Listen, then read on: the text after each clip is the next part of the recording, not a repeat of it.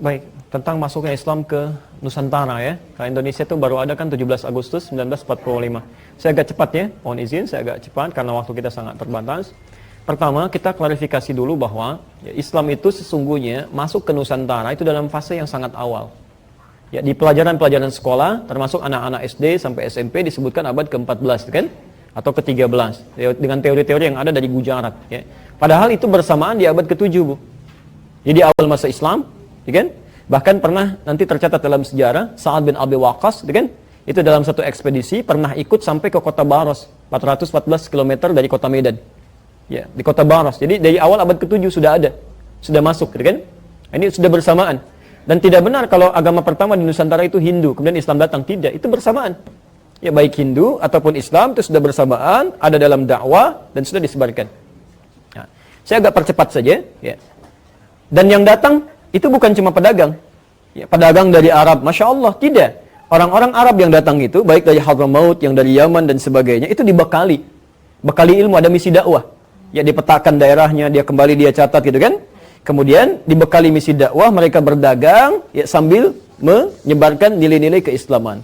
Sampai puncaknya, ya, saya langsung agak cepat saja. Berdirilah kemudian kesultanan-kesultanan, kerajaan-kerajaan Islam di Nusantara dari mulai Sabang ya, sampai dengan Merauke-nya, dari Sumatera sampai ke ujung bagian timur. Bahkan di timur ini ada yang terkenal dengan kerajaan-kerajaan Islam.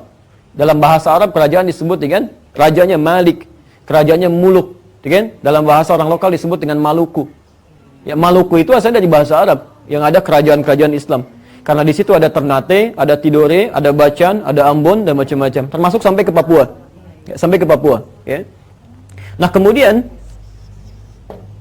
di masa-masa di abad ke-13, nah ini yang harus diketahui. Abad ke-13 itu bukan awal masuknya Islam, tapi penguatan nilai-nilai keislamannya. Di orang tua dulu merintis ya, membawa Islam, ya, kemudian ulama setelahnya mengajarkan nilai-nilai keislaman yang benar. Ya, bagaimana caranya misalnya salat dengan baik, bagaimana cara bertauhid. Karena pada waktu itu masih diperkenalkan. Kan ada orang yang kenal Islam tapi belum bisa salat dengan baik kan? Ya, saking hafalnya Al-Fatihah, cepatnya luar biasa gitu kan? Ya, ini persoalan-persoalan di sini. Maka diutuslah kemudian oleh Sultan Turki pada saat itu, ya, kisaran tahun 1400-an. Ya, 1400-an di awal masa ke-13 dari 1200 bahkan ya, 1200 sampai ke 1400-an dikirimkan ulama-ulama. Ini ulama-ulama, awas hati-hati ya. Hati-hati, yang dekat dengan Allah, yang paham tentang sistem kehidupan dan tahu tentang fikih dakwah. Dalam bahasa Arab, orang yang punya ilmu dan dekat dengan Allah itu bukan cuma disebut dengan ulama, tapi wali. Wali, jamaknya aulia. Ya, jamaknya aulia. Misal Quran surah kedua Al-Baqarah ayat 257, posisi sebelah kanan paling atas. Ya. Allahu waliyul ladzina amanu yukhrijuhum minadh-dhulumati ilan nur. Ya. Allah menjadi wali bagi orang-orang beriman. Maksudnya memberikan dia ilmu, berikan dia kekuatan dan sebagainya. Ya. Maka diutuslah 9 orang pada saat itu semuanya dari Arab. Ya. Ada dari Palestina, ya, ada Syekh Hasanuddin misalnya, ada dari Mesir, Syekh Ahmad Jumadil Kubra. Ya. Ahmad Jumadil Kubra ini ahli dakwah, ya, ahli fikih juga, ahli Islam, yang nanti punya 2 orang anak. Anak pertamanya dibawa ke Nusantara, anak keduanya tinggal di Mesir. Saya agak cepat ya, misal, nggak usah dicatat ya untuk pengetahuan saja. Ahmad Jumadil Kubra berdakwah sampai ke ujung Sumatera nanti, dari Jawa. Ya. Siapa Ahmad Jumadil Kubra ini? Ya, seorang ulama besar dari Mesir, ahli dakwah, dibawa kemudian anaknya, salah satunya namanya Maulana Ishaq. Ya. Maulana Ishaq itu yang tadi, yang saya turunkan sampai muncul ke Haji Ahmad Dahlan, sampai muncul ke Haji Muhammad Hashim Asy'ari. Satu lagi, dia tinggal di Mesir, bernama Syarif Abdullah. Ya, Syarif Abdullah. Pelan-pelan. Ini bukan Sunan Gunung Jati, Syarif Abdullah ini, anak-anak dari sini.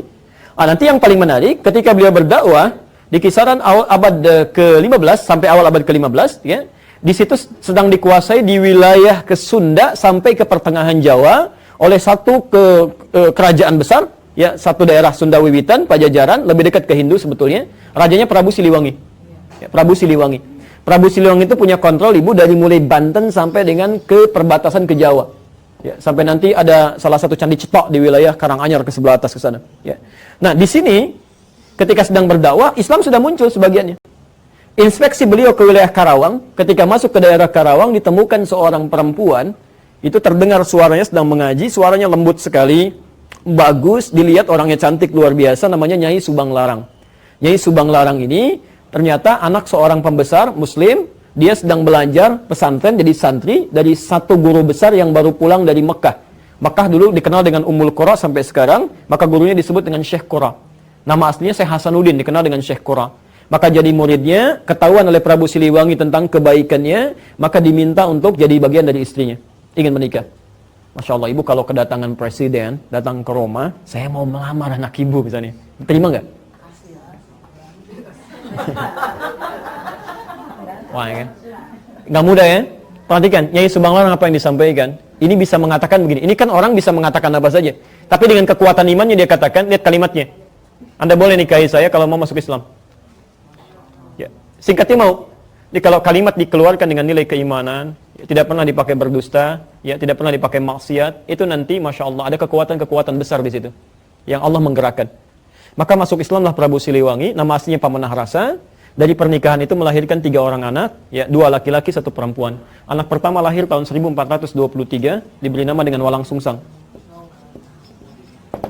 Ya, Walang Sungsang. Anak kedua lahir tahun 1426, diberi nama dengan Rara Santang. Anak ketiga lahir 1427, diberi nama dengan Raja Sengara. Raja Sengara. Semuanya masuk Islam. Pelan-pelan, semua masuk Islam. Walang Sungsang berganti nama menjadi Abdullah Iman. Abdullah Iman. Rara Santang berganti nama menjadi Syarifah Mudaim. Ya, pelan-pelan. Dari tahun inilah kemudian keduanya pergi menunaikan ibadah haji, berangkat. Ya, setelah berhaji ini, ternyata setelah selesai mau pulang bertemu dengan Syarif Abdullah.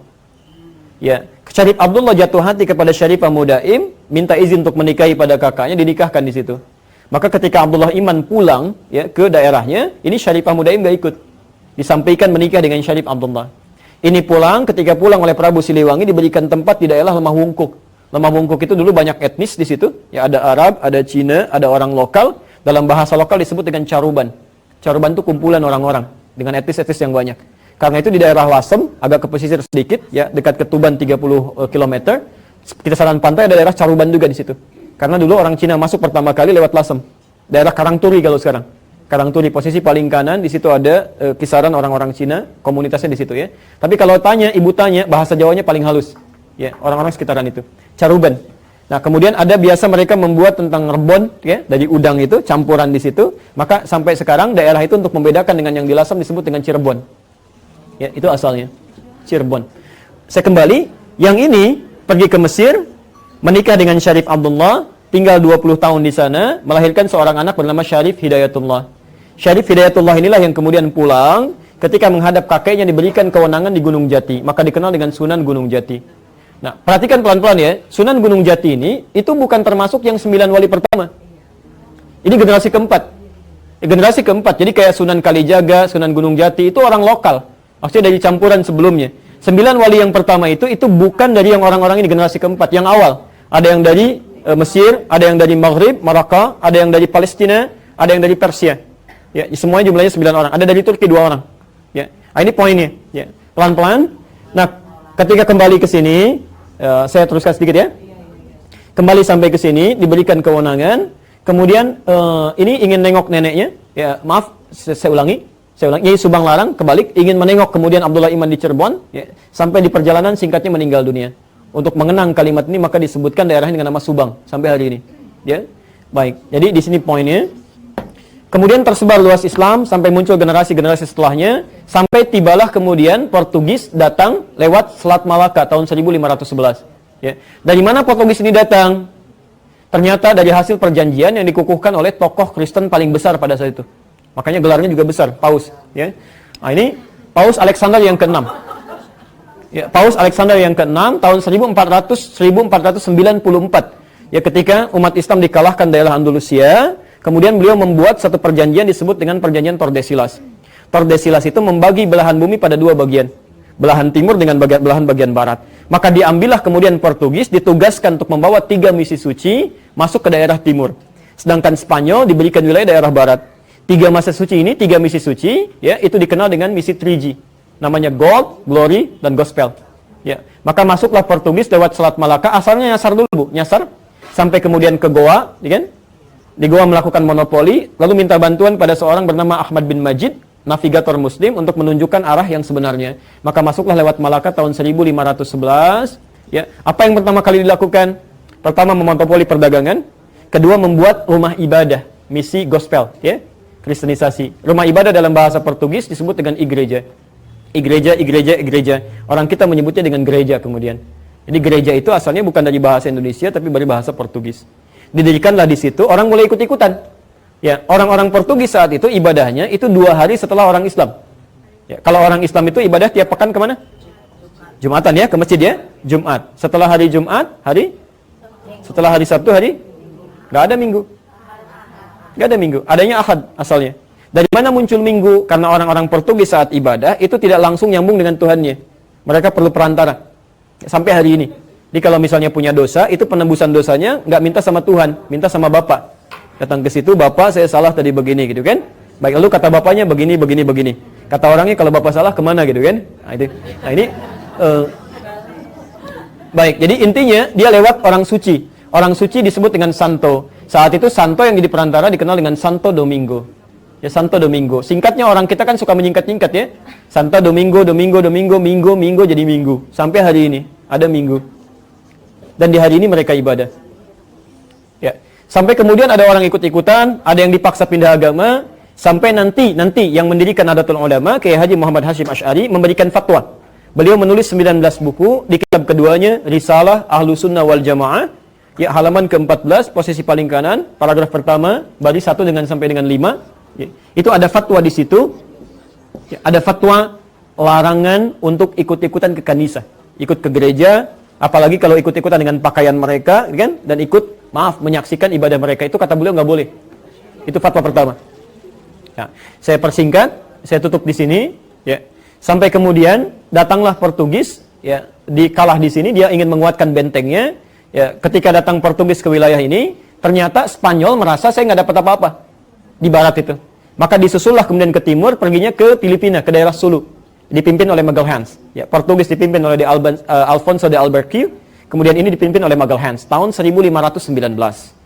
Tahun 1519 takut karena ada persaingan, maka dibuatlah kemudian benteng di daerah Sunda Kelapa. Datang ke Sunda Kelapa di pinggir pantai dibikin benteng. Saat masuk ke sini itu kemudian mohon maaf ya, maaf sekali lagi, menyerang penduduknya, mencelakai, membangun tempat ibadah, sehingga Sunan Gunung Jati yang diberikan kekuasaan tadi mengutus menantunya. Beliau punya 2 anak. Anak pertama namanya Muhammad laki-laki, kedua perempuan, menikah dengan seorang jenderal besar, soleh dekat dengan Allah. Namanya Fathullah, orang lokal menyebutnya Fatahillah, Portugis menyebutnya Faletehan. Ya. Maka diutuslah kemudian untuk bisa membebaskan dalam bahasa Arab disebut dengan Fatah. Ya, wilayah Sunda Kelapa ini. Maka kemudian dibaca surah Al-Fatah itu, ya, Inna fatahna laka fatham mubina. Mereka berwudu dulu, salat dulu dan berjihadlah ke sini. Saya persingkat, dibebaskanlah kota itu pada tanggal 22 Ramadan 933 Hijrah, bertepatan dengan 22 Juni tahun 1527. Ya. Saat dibuka ini, mereka sadar bahwa ini bukan ikhtiar kita saja, bukan kekuatan kita, tapi ada ridha Allah di sini. Ya, maka kemudian untuk mengenang ini, untuk generasi setelahnya, untuk orang-orang setelahnya yang tinggal di sini, ingin disampaikan kamu harus dekat dengan Allah, jangan jauh dari Allah, karena ini dianugerahkan oleh Allah. Maka diambillah nama kota ini, dirubah dari Sunda Kelapa menjadi nama Quran. Inna fatahna laka fatham mubina. Fatham mubina itu dalam bahasa lokal dikenal dengan Jayakarta. Jayakarta, disingkat jadi Jakarta. Di Jakarta itu dan nama Quran. Sampai hari ini ulang tahun Jakarta itu 22 Juni 1927. Sebelum Indonesia merdeka. Jadi sebetulnya orang-orang dulu membebaskan dari penjajahan, dari kristenisasi dan sebagainya. Makanya para ulama-ulama kita itu sangat luar biasa, ingin dijaga dekat dengan Allah, jangan sampai turun bencana gitu ya. Ini poinnya. Ya, saya tidak mau masuk kepada konteks yang lebih lebar, tapi ini poin utamanya. Nah, sampai tiba Belanda tahun 1616. Ya, 1616 sampai bisa bertahan sampai 350 tahun. Kenapa bisa seperti itu? Bagaimana cara mengatasinya? Itu pembahasan yang berbeda, ya. Tapi informasi tadi ada di kitab Api Sejarah. Ya, karangan Ahmad Mansur, Surya Negara. Ada 2 jilid. Jilid pertama itu warna hitam, tebalnya 586 halaman. Yang saya sampaikan di halaman 17 posisi paling kiri. Api Sejarah.